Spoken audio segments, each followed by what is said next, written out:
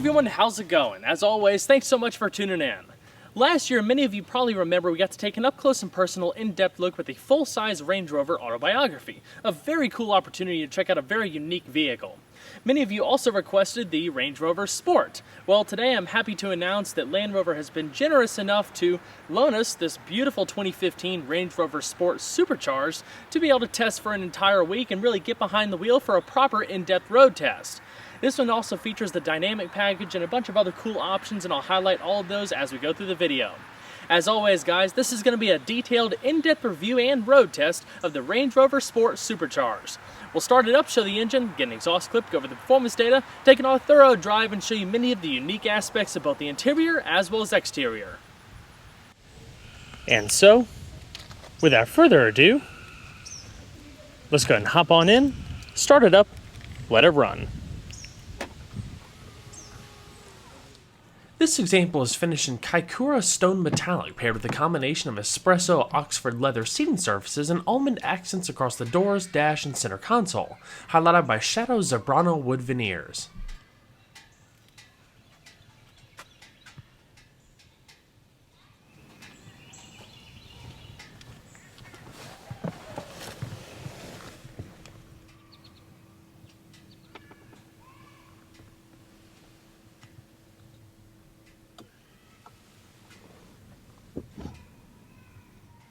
In order to start, just make sure you have the key fob within the interior, put your foot on the brake, and hit the dash mounted button to go.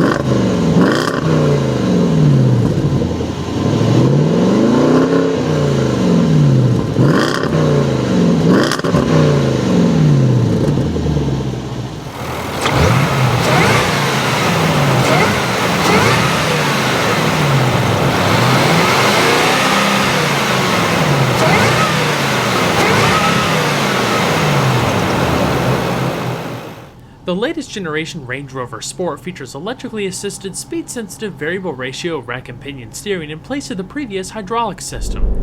Its lighter, more direct steering behavior is largely thanks to a faster steering ratio, in addition to a big drop in vehicle weight and other changes here and there which we'll cover later on. You wouldn't expect a vehicle of this size and weight to drive the way it does, which is what makes the latest Sport such an improvement over its predecessor. This is an SUV that can take a corner with very limited body roll for flatter and more entertaining cornering. It's an absolute blast, feeling very linear and communicative for what it is. The electric steering also contributes to improved fuel economy and reduced CO2 emissions by reducing the load on the engine. Gradual increases in steering effort with higher speeds increases precision. The Sport features a unique 4-spoke steering wheel that's smaller in diameter, not to mention thicker than the one found in the full-size Range Rover. It carries the same style multifunction controls but looks far more dynamic with its polished trim and perforated leather portions. Delivering power to all four wheels through a permanent four-wheel drive system is ZF's excellent 8HP70 8-speed automatic transmission. As we've discussed in previous videos, this ubiquitous gearbox is being widely used across a variety of makes and models from Chrysler Group to Rolls-Royce and many in between. Unlike its full-size counterpart, the Sport's gears aren't selected by a Jaguar-like rotary dial, but a vertical electronic shifter similar to what you would find in the new Jaguar F-Type. It allows manual shifting via the leather-wrapped shifter or by a set of steering wheel paddles for easy access when in mid-corner. While the plastic used for the paddles isn't of the highest quality, genuine aluminum paddles are available. Out of all of the automatics I've driven, ZF's 8-speed is by far one of the most impressive that wasn't a dual-clutch setup. The Range Rover is said to have its own tuning, but in general it behaves very similar to other applications. Shifts are so seamless thanks to the closely spaced ratios and take just 200 milliseconds. You'll hardly even notice them in normal driving. It also feels adaptive, as if shifts occur quicker and quicker the harder you accelerate.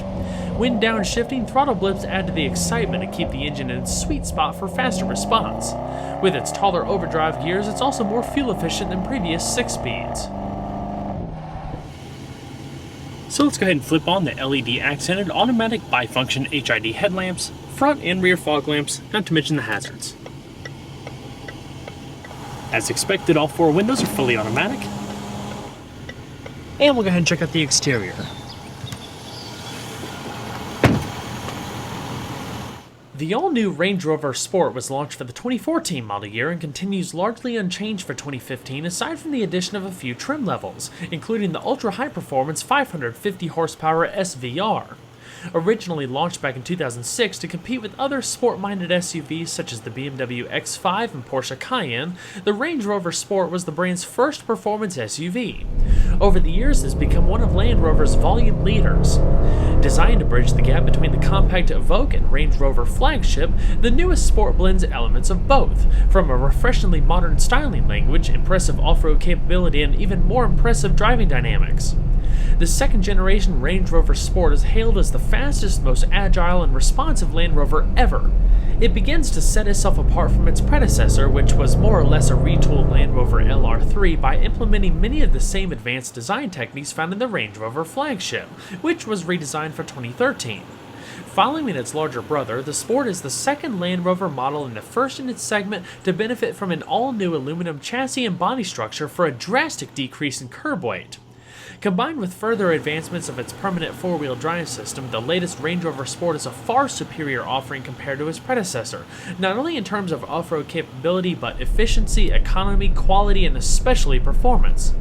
In fact, 75% of the components used in the construction are unique to the Sport, further distinguishing itself from the flagship to create a truly unique offering.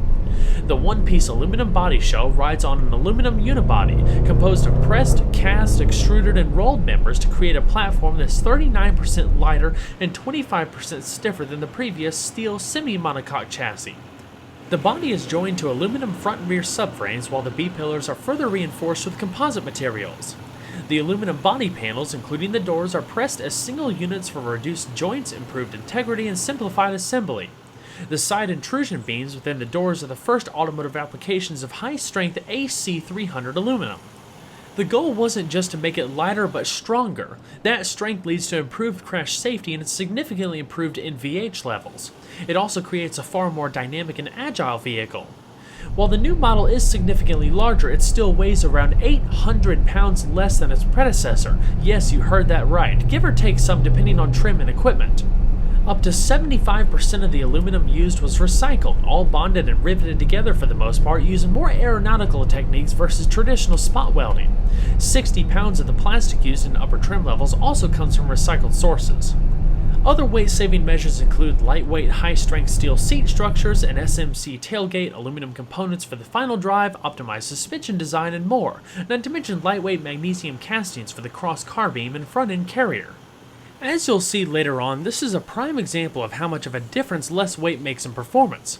Compared to the Range Rover flagship, the Sport is 5.87 inches shorter in length, rides 2.17 inches lower to the ground, and weighs 99 pounds less.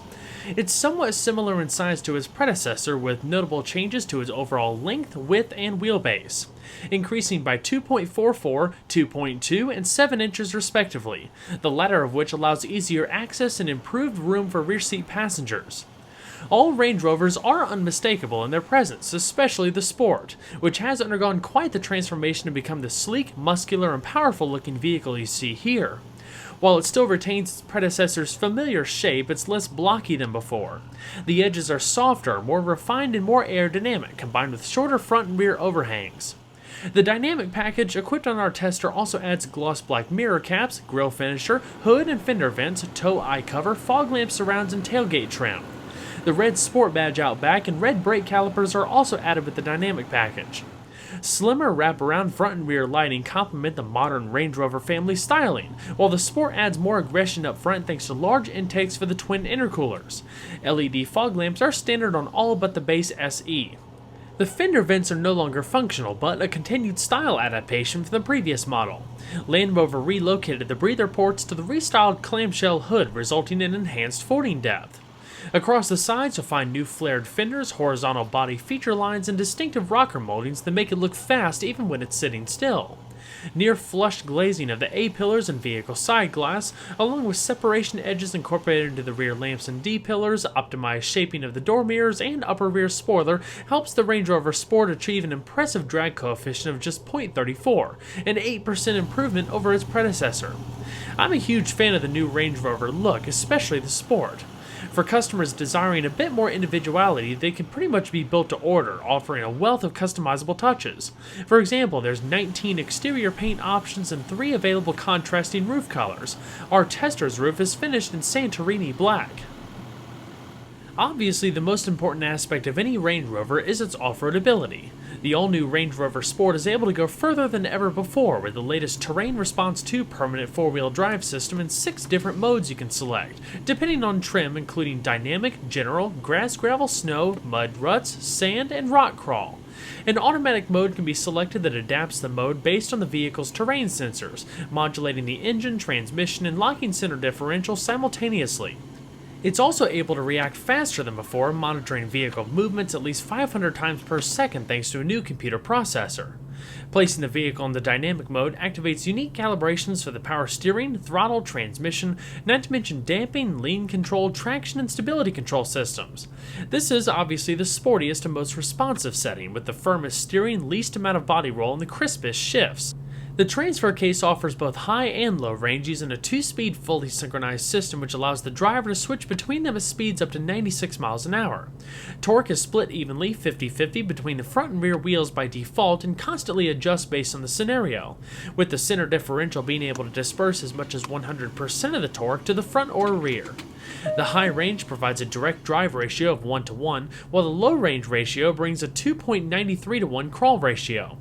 Our tester with the supercharged V8 also comes standard with the dynamic active rear locking differential, which reacts 70 milliseconds quicker than before with electronic torque vectoring, which is otherwise optional in the supercharged V6, a part of the extra duty package. The redesigned 4-corner air suspension offers 10.2 inches of front wheel travel and 10.7 inches of travel at the rear, leading to approach, breakover, and departure angles of 33, 27, and 31 degrees respectively, with 21.5 inches of wheel articulation while in off-road height.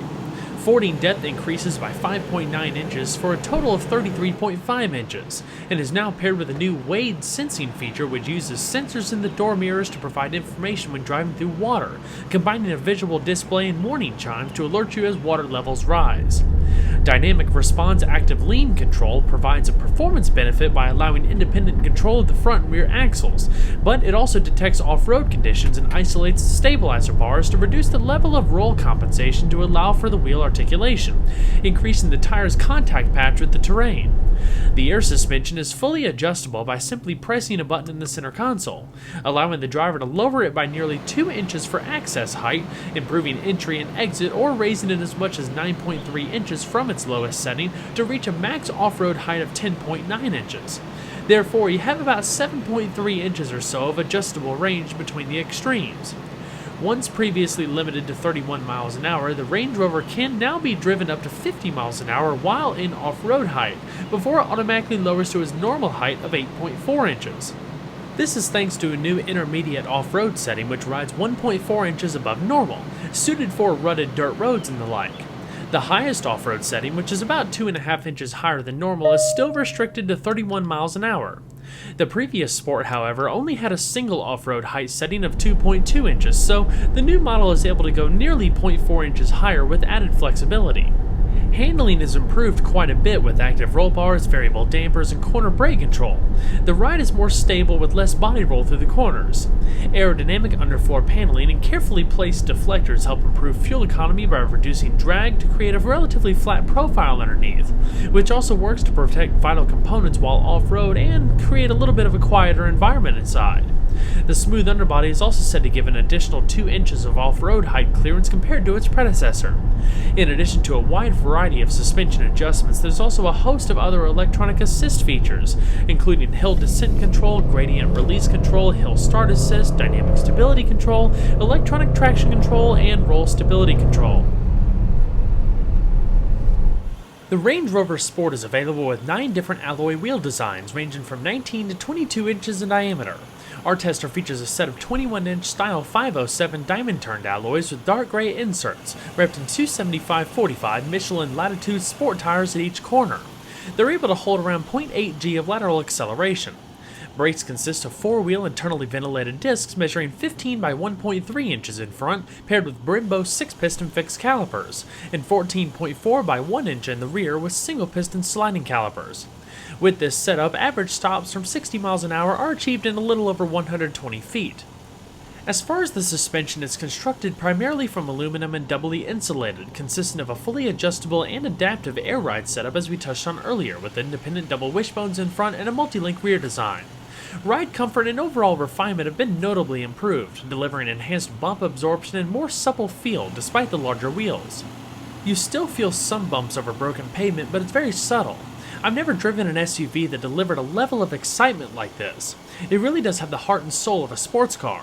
Handling is fantastic for what it is, minor body roll is expected, but it's so well controlled that you find yourself taking corners with the utmost confidence, smiling all the way through. Overall length is 191 inches with a width of 81.6 inches and a height of 70.1 inches, riding on a 115-inch wheelbase. Total curb weight, as you see here, is around 5,092 pounds. As before, the Range Rover Sport is available with 2 power plants. A new 3-liter supercharged V6 is standard on the SE and HSE, replacing the base naturally aspirated 5-liter V8. It develops 340 horsepower and 332 pound-feet of torque for a 0 to 60 time of 6.9 seconds and a top speed of 130 miles an hour. Combined fuel economy for that engine is rated at 19 miles to a gallon. The Supercharged and Autobiography is still powered by a 5-liter all-aluminum and direct-injected V8 engine. Paired with a Roots-type twin-vortex supercharger, pretty much unchanged from its predecessor. It's nestled within the cylinder banks and is fed by twin intercoolers and delivers up to 9.1 psi of boost. The engine features double overhead cams, 4 valves per cylinder, variable intake and exhaust valve timing, a 9.5 to 1 compression ratio, and a redline fuel cutoff of 6,800 RPM. It develops 510 horsepower at 6,500 RPM and 461 pound-feet of torque at 2,500 RPM. With less weight and a new 8-speed transmission, the Sport now accelerates to 60 miles an hour in just under 5 seconds, about 0.9 seconds quicker than its predecessor. Top speed is limited to 140 miles an hour unless you opt for the dynamic package, which raises the limit to 155 miles per hour. A specially tuned exhaust system and an intake sound symposer yields similar aggressive notes you'd expect to find in a Jaguar F-Type R or an XK-R. It should go without saying, but this thing is brutally fast. It throws you into the seats on hard launches and keeps you there, all while delivering rapid gear changes without interruptions in power.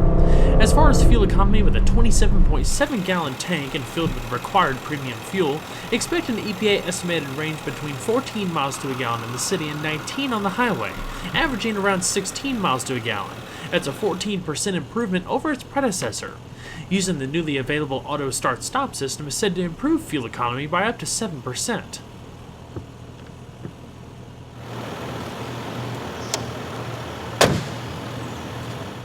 The all-new interior is one of the nicest I've seen out of this class. In addition to improved build quality, including more soft-touch surfaces and authentic metal detailing, the controls have been cleaned up, reducing the amount of buttons and switches by 50% for a simpler, ergonomically friendly design that differs significantly from the Range Rover flagship. The primary focus point begins with the steeper rake of the center stack and high-mounted center console, highlighted by satin chrome pillars, creating a more driver-focused and intimate cabin. All in all, there are 11 interior color schemes plus additional seat colors, 3 wood veneers, 4 aluminum interior finishes, and 3 headliner colors.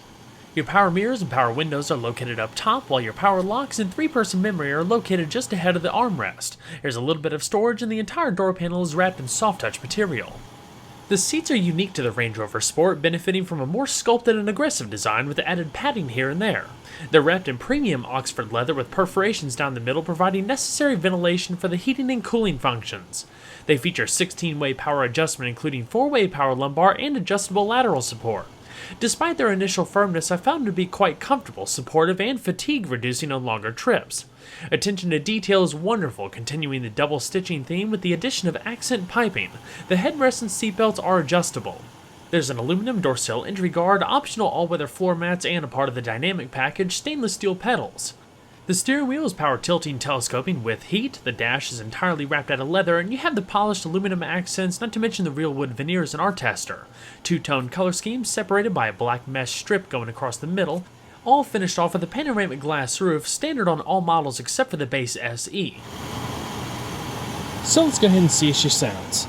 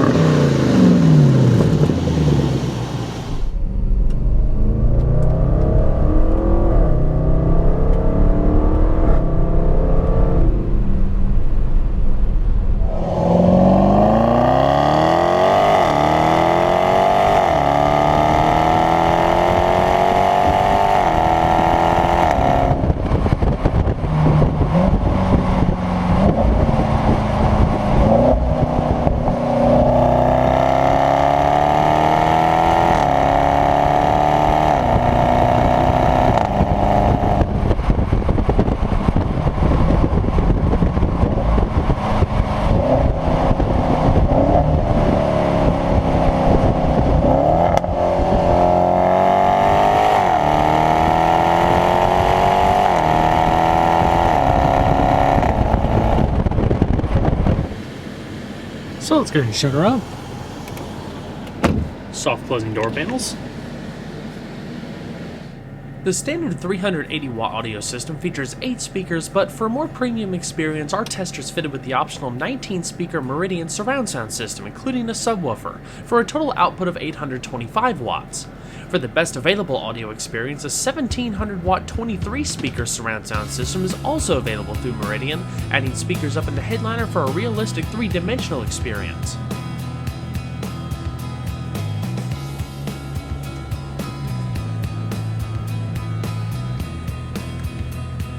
Side curtain airbags, grip handles up top, and padded visors with illuminated vanity mirrors.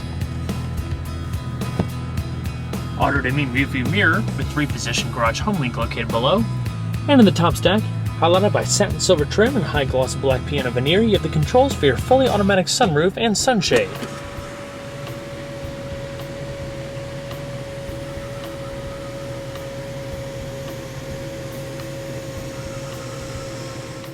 Your driver and passenger side Bluetooth microphones are also up there. A wind deflector pops up, and it slides back quite a bit. The glove box is electronically actuated. The infotainment system is pretty much identical to the one used in the newest Jaguar products, so if you want to see a little bit more information on that and how to use all of the features and functionality, you can click the link in the description box below or the link in the top right hand corner of the video. In a nutshell, this is the home menu activated by that button right there. It's a summary screen basically that shows all of the system features and within easy reach. Setup for a little bit more detailed customizable options, parking sensors, turning the system on and off, changing the different audio modes, going to the audio video screen where you can access satellite radio, HD radio, regular AM, FM, not to mention hands-free Bluetooth streaming and all of your other media inputs like iPod, USB, and just auxiliary connectivity. Your navigation with destination input, and a hands-free Bluetooth telephone. Very simple. Continuing down the center console, there's a standard dual-zone electronic automatic climate control system. For the most part, you can control all of the various features through these rotary knobs in the middle here. Temperature off to the either side, and fan speed in the middle. You have max AC, max defrost, rear defrost, AC, and recycling. Not to mention activating the little defroster strips up in the windshield. Now, if you want a little bit more detail, obviously you can do one-touch automatic for both the driver and passenger.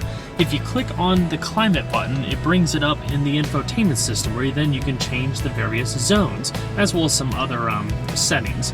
If you click on the front seats, you can adjust the heated and ventilated functions, not to mention adjust the zone that it works in. Seat adjustments can be activated from this button right here if you were in another menu.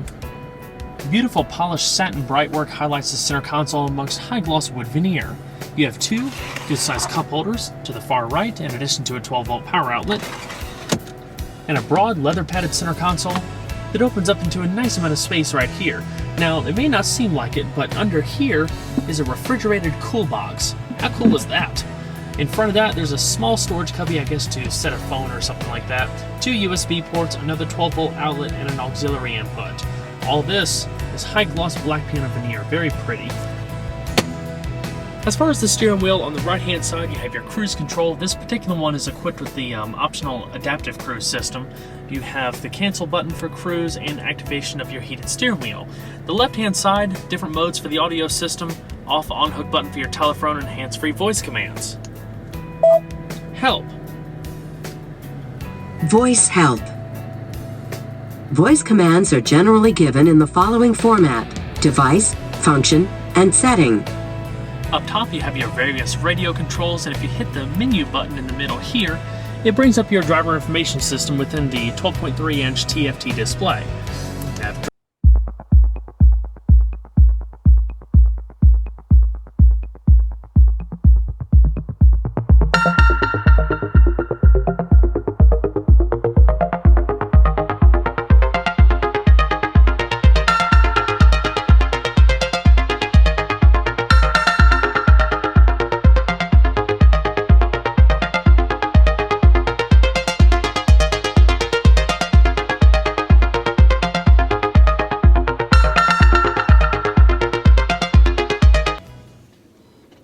And check out the back seat.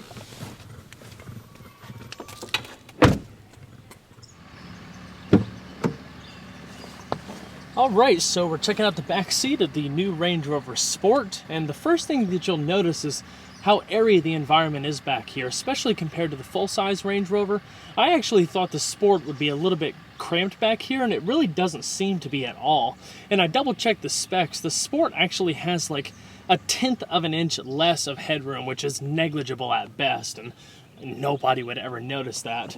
But I love the panoramic glass roof. It gives the cabin such an airy, open feeling environment. I mean, especially with the light color scheme of this particular tester. Headroom is, I would imagine, let's say 3.5 inches, and maybe 5 to 6 inches of leg space depending on the seating position of the person in front. Honestly, for me, the biggest hallmark with the Range Rover in general is its interior. Like we talked about earlier, this is probably one of the nicest environments that I've seen in this particular class. I mean, not just because of the leathers and the woods and stuff, but the way it's all put together. I mean, build quality is phenomenal. The doors close with a nice solid thud, just like the front. You have the piping across the seats, the double stitching, the perforations. It feels tailored. I mean, just so nice.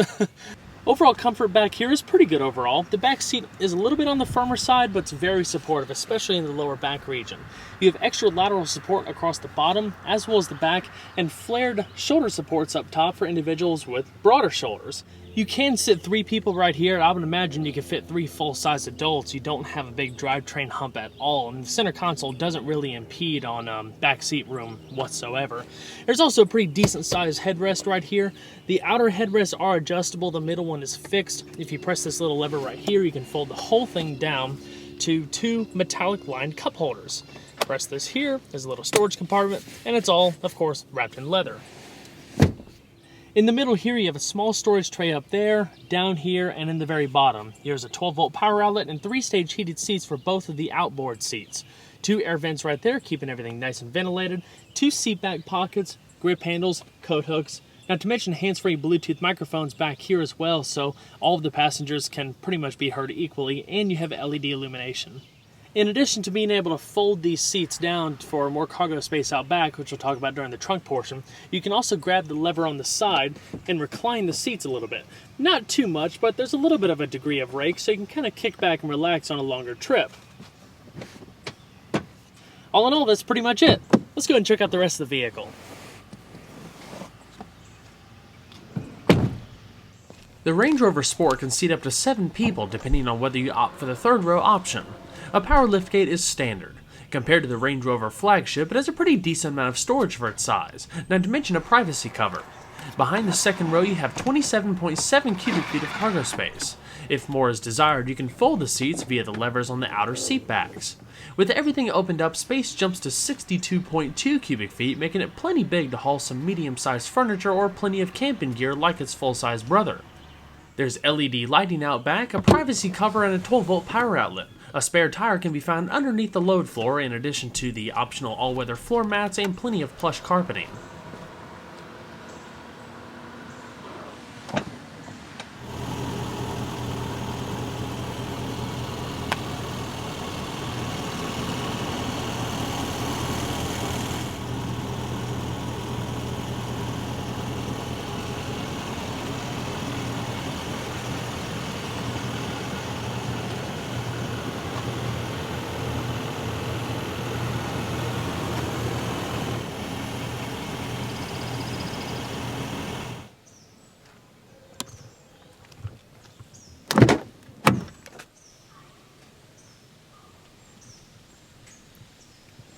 The passenger seat features the same power adjustments that you find on the driver's seat, including the 4-way power lumbar and adjustable lateral support.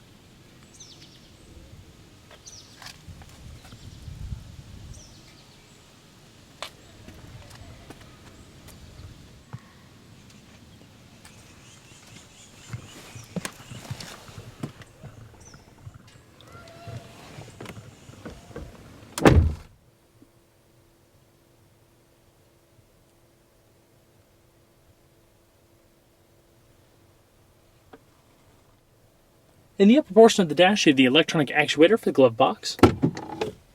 A pretty decent amount of space. Lined in felt. With less weight, stellar build quality, materials, and technology, it's obvious that the Range Rover has evolved in a big way over the years. The Sport is my favorite model. Not only do you get the expected off-road capability, but it's immensely fun to drive. Despite its size, it doesn't feel like a big SUV when out on the road. It's easy to maneuver and as comfortable as a luxury sedan. It's a great, well-rounded vehicle that's ready to maintain its position in a quickly growing and competitive segment. Well, everyone, I hope you enjoyed the in-depth look at the 2015 Range Rover Sport Supercharged. Be sure to stay tuned next time. There's a lot more where that came from. Take care, everybody.